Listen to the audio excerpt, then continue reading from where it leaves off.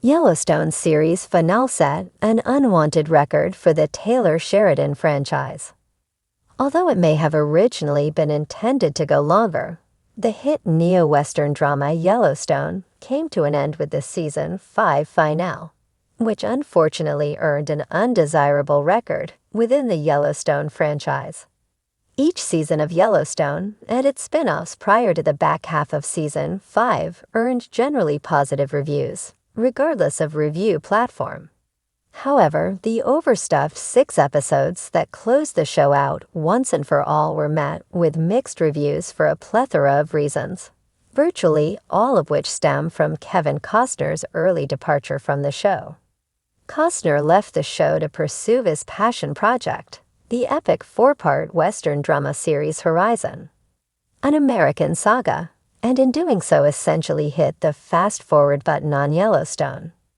It's widely accepted that the ultimate ending to the series occurred as intended, with Case Dutton fulfilling the 1883 prophecy and selling the land of the Yellowstone Ranch to Thomas Rainwater and the Broken Rock tribe. Most Yellowstone fans also believe that John Dutton was always going to meet a violent end, but the fallout from his off-screen death yielded an unwanted record for the series finale. Most of Taylor Sheridan's shows, Yellowstone in particular, are marked by strong season finales. In the specific case of 1883, which had only one season, the series finale was among the highest-rated episodes on IMDb that Sheridan has ever produced. However, the series finale of Yellowstone carries the ignominious designation as the lowest-rated season finale of any Yellowstone season, including the spin-offs.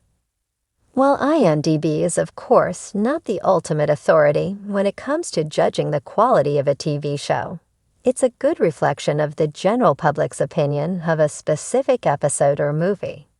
The IMDb score summarizes the ratings of its registered users on a weighted average, and there are enough registered users on IMDb that it's a fairly accurate representation of the consensus. IMDb also has some of the most granular data on individual episodes as opposed to an entire season of TV, as other platforms typically highlight.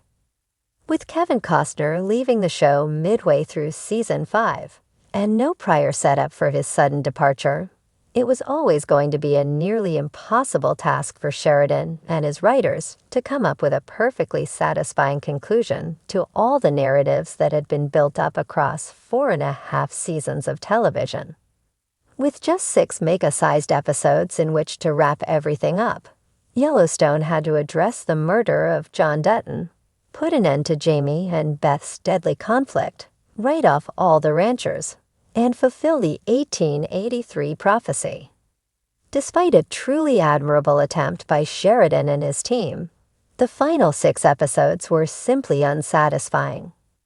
Everything was actually wrapped up neatly, down to each of the ranchers getting a send-off, which is impressive enough. Chances are good that the upcoming Yellowstone spin-offs like 6666 and Beth and Rip's spin-off series will address some of the events of the season 5 finale, and audiences will likely see some familiar faces floating in and out. However, that still won't make up for the disappointing series finale of the flagship Yellowstone show, which is what yielded the record-breakingly poor IMDb rating. The sun set on the Dutton Ranch with a whimper, not a roar. When the highly anticipated series finale of Yellowstone aired, fans expected fireworks, drama, and perhaps a resolution to the tangled legacy of John Dutton and his sprawling Montana empire. What they got was something entirely different: disappointment. The final episode of Taylor Sheridan's blockbuster hit set an unwanted record, becoming the lowest-rated finale in the franchise's history. For a show that once boasted record-breaking viewership numbers, dominating cable television and sparking multiple spin-offs, this decline was unexpected. Yellowstone had become a cultural phenomenon, blending Shakespearean family drama with rugged Western aesthetics. It gave Kevin Costner a television renaissance, brought ranch life to mainstream consciousness, and birthed the Sheridan-verse, with spin-offs like 1883 and 1923 enjoying critical acclaim. So what went wrong? A perfect storm of frustration. Several factors contributed to the finale's lackluster performance. First, the off-screen drama that plagued the show's production cast a shadow over the narrative. Costner's well-publicized contract disputes and his eventual exit created confusion about the show's direction. Fans were left wondering whether the finale was a genuine conclusion or a hastily assembled ending forced by behind-the-scenes tensions. Moreover, the show's pacing in its latter seasons drew criticism. What once felt like a gripping, slow-burn exploration of power and loyalty morphed into meandering subplots that went nowhere. Viewers who had once eagerly awaited each new episode grew frustrated with unresolved storylines and repetitive conflicts. By the time the finale rolled around, much of the core audience had already checked out. Ratings plunge, the hard numbers.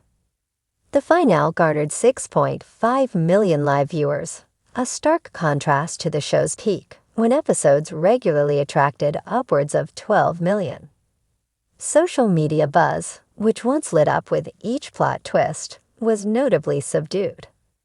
On platforms like X, formerly Twitter, and Reddit, the discourse was dominated by disappointment. "I stuck around for this," one disillusioned fan posted. All those years for a finale that felt like a shrug. Critics echoed these sentiments. The consensus was that the finale prioritized setting up future spin-offs over giving the core series a satisfying resolution. Beth Dutton's fiery persona felt dimmed, Rip Wheeler's arc was left dangling, and the long simmering tension over the ranch's future fizzled out without a definitive resolution. Even the show's trademark sweeping vistas and poignant montages couldn't mask the disjointed storytelling. The Sheridan formula, fatigue setting in. Taylor Sheridan has been heralded as a modern television mastermind, but Yellowstone's finale has sparked conversations about creative fatigue. With multiple projects under his belt, including Mayor of Kingstown, 1883, 1923, and the upcoming Lawman. Bass Reeves, some fans wonder if Sheridan's creative well is running dry. The familiar beats of Yellowstone land disputes, family betrayals, and monologues about the American frontier have been recycled across his various shows. While 1883 was praised for its emotional depth, and 1923 captivated audiences with its historical context, Yellowstone began to feel like it was treading water. Spin-offs on shaky ground. The finale's reception also cast doubt on the viability of upcoming spin-offs. 6666, centered around the historic Texas ranch, has already faced delays. Meanwhile, the untitled sequel starring Matthew McConaughey remains shrouded in mystery. If Yellowstone, the flagship of the Sheridan-verse, stumbled at the finish line, what does that mean for its successors? Paramount Network executives have publicly remained optimistic. Taylor Sheridan has redefined television storytelling, said one executive in a post-final press release. "We're confident that fans will continue to engage with the world he's built." Privately, however, there are concerns about franchise fatigue. The finale's performance suggests that fans won't blindly follow the Yellowstone name if the quality falters. A lesson in modern TV dynamics. The Yellowstone finale's underwhelming performance underscores broader trends in modern television. Peak TV has led to an oversaturation of content, with viewers becoming more selective about where they invest their time.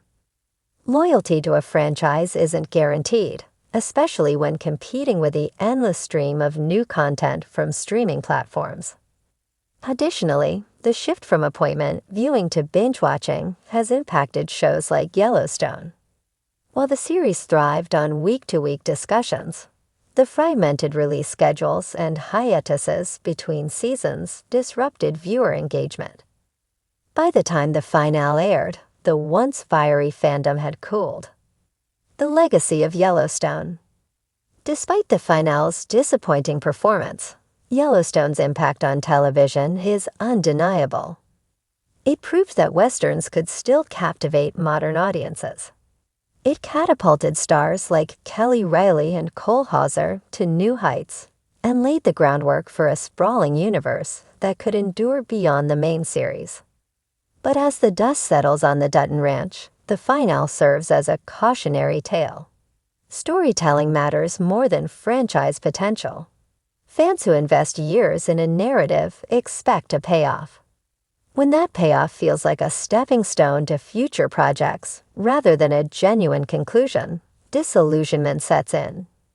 Taylor Sheridan's empire remains vast, but Yellowstone's finale is a reminder that even the mightiest can stumble.